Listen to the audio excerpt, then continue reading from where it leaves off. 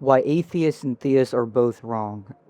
Oh, well, isn't that a spicy little way to start a video? Essentially saying, everybody but me is wrong about a subject that I definitely know enough about to make anything even remotely reflecting such a claim. Let me guess, you're one of them, you know, the type of agnostic that I talk shit about on occasion. They are not agnostic because they simply accept that they don't know if there is a God or not, but because it makes them better than anyone who dares to take a position that they think it's probably one way or the other, assuming, faultily, that not doing so makes them sound smart and enlightened, while proving themselves to be neither. I mean, seriously, there is no other reason for this channel to be on here. There are three main categories regarding an individual's belief pertaining to God. We firstly have theism, which is the belief in an ultimate being who has created that of which we experience, or that of which we experience as an expression of the nature of that being. Well done on failing to provide an actually useful definition of theism. Not only does it not describe the type of theism that most people who believe in any given deity would subscribe to, but it doesn't really describe any form of religion or even something like deism, since there are versions where whatever create a thing doesn't do anything other than start things. No expression involved, just pushing the big red universe button and then they leave forever. Also, it leaves out polytheism that can have multiple creator gods and so on and so on. And well, it's just not a great way to start a video talking about how everybody's wrong but you, when it appears that you don't even seem to know who you're talking about. Secondly, we have atheism, which is the belief that there is no such being.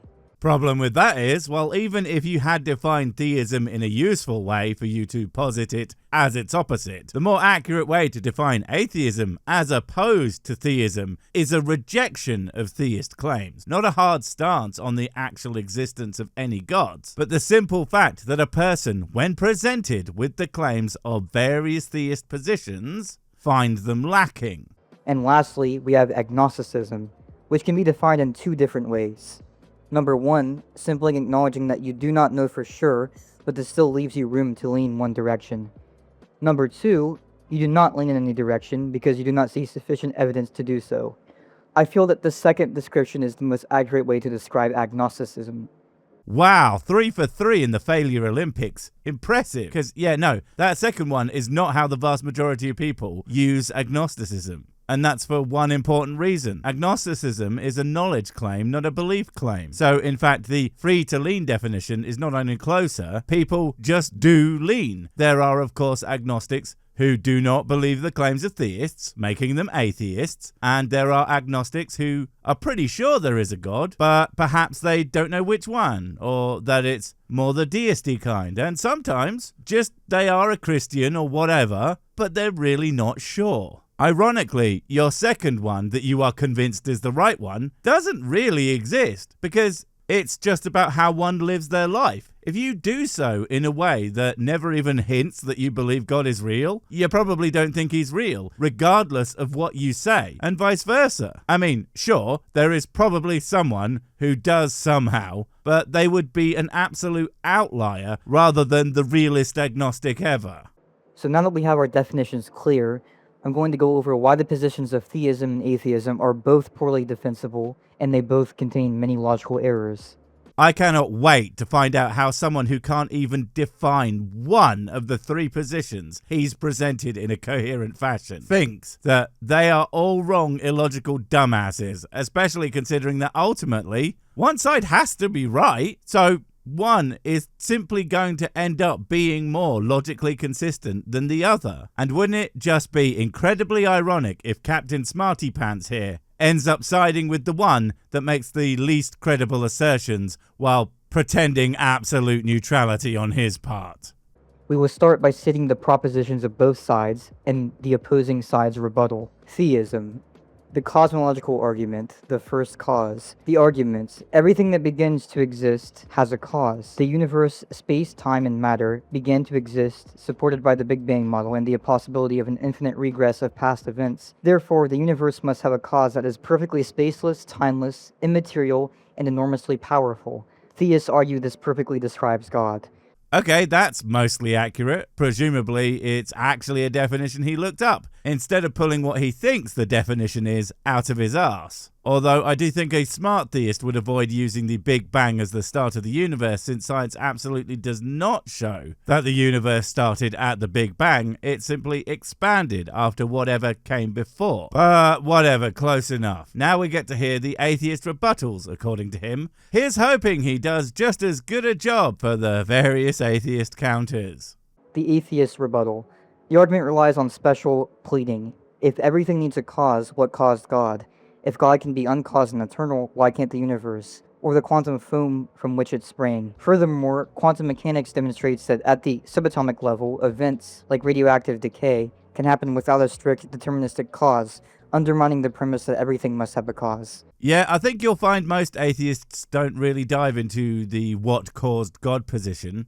Mostly because they wouldn't need to, positing the universe itself being a perfectly fine point to be an eternal who's-he-what's-it, that adding God to simply makes more complicated than it could ever need to be, not less. Also, your presentation of decay doesn't really sound right. Just because the decay itself is unpredictable doesn't mean it came from nowhere. The atoms exist already. Something like quantum particles is far more from nothing than that. But yeah, you still need the thing it's coming from to exist. The biggest problem with having an outside space and time dude cause a universe is how can something that doesn't have time and occupies no thing do anything in the first place? That's where the special pleading tends to hit hardest. Oh, and infinite regress isn't impossible, it's just unintuitive. Just because they don't like it doesn't mean it couldn't happen. Yeah, what a shock that you would fail to present a solid case for the atheist side especially. Although your theist position wasn't exactly great. Here is why they are both wrong. Theism says an infinite regress of past events is impossible, but it's certainly the opposite. It's a requirement that events have always been occurring forever backwards for a now to exist. Atheism points out that if God can be eternal, so can the universe. But it says that not everything needs a prior cause, which is wrong, and it's overall still a very poor argument for atheism, as it doesn't pose anything that changes the probability of God. So the theist would argue that the infinite regress's problem is that if you have infinity going backwards, that you are never going to be able to get to the now portion of time. So they wouldn't be super impressed with you on that front. Now, had you brought up the idea that time is a physical property tied to space and matter, and perhaps brought up something like how you can walk around the Earth infinitely, but it still has a North Pole, a fixed point that you can get to eventually. Ideas like that demonstrate that infinity is simply too unintuitive to think of in terms of straight lines. Now, as for your atheist dunk, you are confusing how you understand things to work in standard space-time within our universe. But that isn't how it appears to work at certain levels of reality. Cause and effect apply to your day-to-day, but that doesn't mean that's how it would have worked before or does work in a potential outside of the universe. Finally, are you taking the piss on that last one? Because that's not how burden of proof works. The theist makes a claim about how reality works vis-a-vis God. The atheist doesn't have to show the opposite to that claim in order to be perfectly capable of rejecting it. You know, it's almost like you don't know how either theism or atheism even work. Weird. Number 2, the teleological argument, or fine-tuning. The argument: the physical constants of the universe, gravity, the cosmological constant, electromagnetism, exist within an incredibly narrow, razor-thin margin that allows for the existence of complex life. If any of those were altered by a fraction of a percent, the universe would be sterile. The mathematical probability of this happening by pure chance is effectively zero, pointing to an intelligent designer who purposely tuned the universe. Okay, not a huge amount to say about that again. We aren't really here to directly argue against the premise of the arguments presented, but his actual understanding of them and the relative completeness of it. And that is the problem with this whole setup, seeing as each theist position is one particular argument with not that many variations to consider, whereas the atheist counters, on the other hand, while he acts like they're of similar depth and complexity, thinking so does them a massive disservice. It's like the concept stated by Brondoli's law, aka the bullshit asymmetry principle. The amount of energy needed to refute bullshit is an order of magnitude bigger than that needed to produce it. When theists tend to make claims, they are usually fairly straightforward. The atheist rebuttal, however, requires that you pick apart each and every bit to fully explain how it's more than likely nonsense. The fact that you are presenting them as equals shows that you're either ignorant of the extent of the actual counters to these ideas, or you're actually biased towards theism and don't actually care to know the response. Neither is exactly great for your presentation. The atheist rebuttal. This falls victim to the weak anthropic principle. We only observe a universe capable of supporting life because if it didn't, we wouldn't be here to observe it. Additionally, the multiverse theory posits that if there are an infinite number of universes with varying constants, it is a mathematical inevitability that at least one would support life by sheer statistical exhaustion. See what I mean? We're just going to ignore the giant flashing red light that is the exact sample size of 1 point. Or the fact that while fine-tuned for life sounds like an amazing point, the fact that the vast majority of the universe is actively hostile to its existence, not so much. Then, of course, the concept of carbon chauvinism. The theist position skips that for life is actually for life as we know it, which is just not the same, and frankly brings up some pretty large possibilities for variation beyond what we already know of. You also, for some reason, skipped the strong anthropic principle, which is the universe simply must be that way, God or no, and in fact would negate certain types of God being able to exist in the first place. And again, that's just the tip of the iceberg. But the fact that you skipped or didn't know about them means a few things, but none of them are "you am the smart boy, arbiter of facts" that you so clearly think that you are. The theist argument is dead wrong here. In this scenario, past probability is invalid because we either exist or we don't. The atheist argument does well citing the anthropic principle, but the fallback on multiverse theory is redundant. The atheists won on this one, but they didn't actually do any damage, as the probability of this specific fine-tuning doesn't actually point to anything.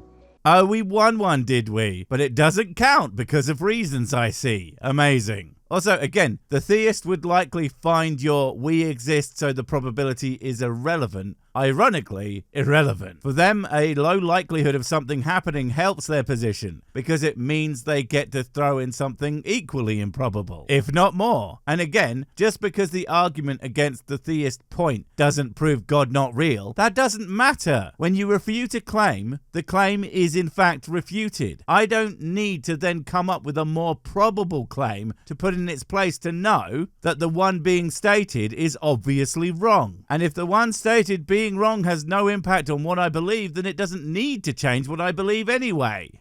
Also, this is just another thing I'm adding in when recording the video. It says that it's a mathematical inevitability that at least one universe would support life by sheer statistical exhaustion, but that's actually not true. It's a common misconception. I decided to add that in because I just now caught that one. Oh, of course, you've got to throw in some extra atheism bad shit on top. Couldn't just have us unambiguously win, could you? Unfortunately, I'm pretty sure that it makes no sense. What are you talking about? If you have infinite universes, all different in one way or another, and the possibility of any of them having life is more than zero, then given infinity, the chances of one of them containing life is 100%. That is how really big numbers work. Given enough chances, an event, no matter how unlikely, becomes inevitable. What a surprise that you didn't know that. Number 3, the moral argument, objective morality. The argument, if God does not exist, objective moral values and duties do not exist, but we recognize that certain things like torturing an innocent for fun are objectively universally wrong, regardless of human opinion. Since this moral law exists independently of human minds, it requires a moral lawgiver whose very nature defines the good. You gotta wonder which theists, because this ignores the fact that theists have many interpretations of what is moral. But even more damning, there are theists who don't think good and bad come from a deity specifically, but that even their gods are bound by certain moral precepts, whether, like humans, they actually follow them or not. Hell, Zeus, top dog of the Greek pantheon, is considered to be a massive prick. Now, you might not be talking about those kinds of gods, but you have to specify that kind of shit. Being specific when you're trying to take down basically everyone ever kind of helps. Also, you would have to at least make a token attempt to explain why they don't count. And you, my friend, I'm pretty sure you are not ready for that.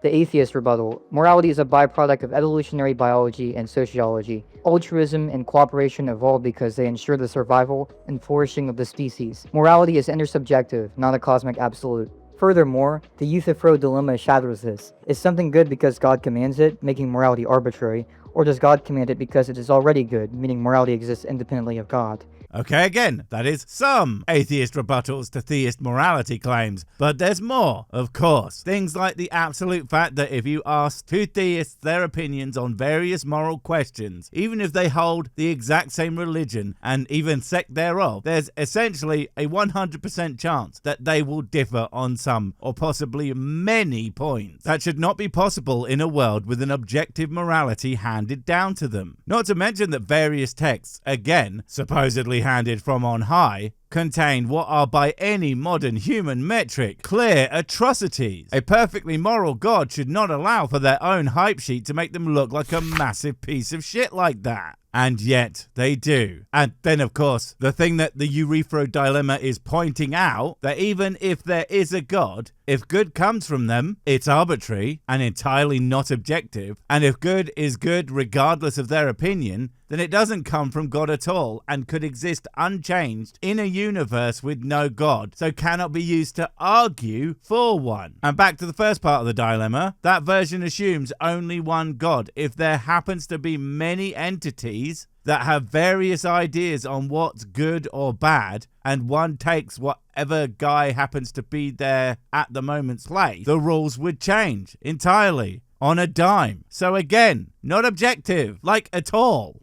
The theist position is onto something, but its error is positing that the moral lawgiver must be an agent, instead of there being an objective moral basis that just exists. The theist is onto something that just happens to make their god completely superfluous. Good job them, I guess. And of course that means you almost certainly think that morality is objective, which I have heard before from big brain not theists, but definitely not atheists before. It's the same shit that Darwin to Jesus says changed him from an atheist who had totally ever thought about his positions into being a theist who believes some of the stupidest shit I've ever heard. So, you're already halfway there.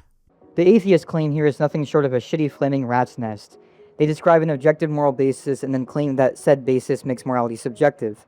I suppose it could do okay in demonstrating that morality wasn't created by God independently of conscious experience, but it completely falters when facing a model of God-created morality that is exhibited in stages that have varied interaction with consciousness. And of course, he just throws any semblance of objectivity out of the window without even trying to steelman the positions he is refusing to understand. I mean, for one, he doesn't seem to be able to comprehend that some atheist positions are in fact mutually exclusive, and that's absolutely fine. When someone makes an argument, you are well within your right to point out various ways they could be wrong, even if those ways don't necessarily all work together. Like how you could absolutely argue both that if morality is subjective, God not real, and that if morality is objective, God not needed, and both can be true conceptually regardless. And no, most atheists don't actually argue that morality is objective. They argue that it's intersubjective. That is to say, it's a thing that's socially constructed and sustained by human interaction, dialogue, and mutual recognition. It focuses on the benefits to humanity, and that reduction of suffering and increase in human longevity are things that make life better for every one of them, which is true without needing to be a God-given fact about the universe. As I always say, subjective, or intersubjective in this case, doesn't mean it doesn't exist, but it completely falters when facing a model of God-created morality that is exhibited in stages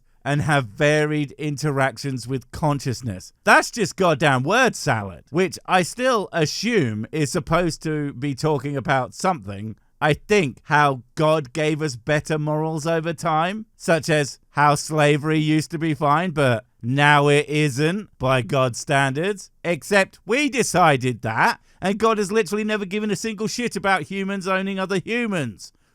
Probably because he's so moral. The Euthyphro dilemma seems good at first, but then you just realize that the morality is just determined per its basis. And in the theist argument, that basis is God. If God demands something, and whatever he demands is seen as good, but it doesn't change the true moral basis, then it is obviously not good. However, where the atheist argument fumbles is its implication that if God demands something because it's already good, then it must exist independently from him, which is wrong, because God can be the basis and demand based on that. And even if he changes that basis as he wishes and then makes demand according to the change, God is still acting as that basis. Therefore, the atheist really fucked up on this one. So atheists fucked up by pointing out facts about reality and how it would work logically, but that's not good enough because the theists posit something is one way, therefore they're correct apparently. And even if God changes his mind, that's not him doing a subjective morality, that's just morality. Even if what he changes his mind to shortens lifespans and generally causes needless suffering. That's now okay, because he said so, regardless of stupid humans thinking that's bad. And somehow, you think that's better, and actually an argument for God even existing in the first place. Now we're going to go over atheism's primary arguments and the rebuttal from theism. No, we're not, because I don't have infinite time and I already know how this ends. Because aside from the fact that the vast majority of atheist points are not arguments for no God, they are in fact further rebuttals, some of them applying to the shit you've already failed to address properly today, and you end the video saying this. So as you can see, the different sides had their battles on individual topics, but this didn't get them any closer to being right. We see the theists won on individual topics more, but just because they won more on individual topics doesn't make them any closer to being right ultimately. I hope you learned something from this video. I hope maybe you changed your stance, and thanks for watching. Stop it! Stop pretending that you're anything other than a proto-theist looking for the right religion to hang your hat on. Because if you were the genius fence sitter that you thought you were, you would actually have bothered to represent atheism in a way that was even remotely fair. And frankly, you would have done a better job arguing for theism's points to boot. The fact that you failed all of them so hard and just give them a win anyway shows that you have an incredible bias towards one side over the other. And this was simply an exercise in mental masturbation. No one learned anything other than you have no idea what the hell you're talking about. Bye!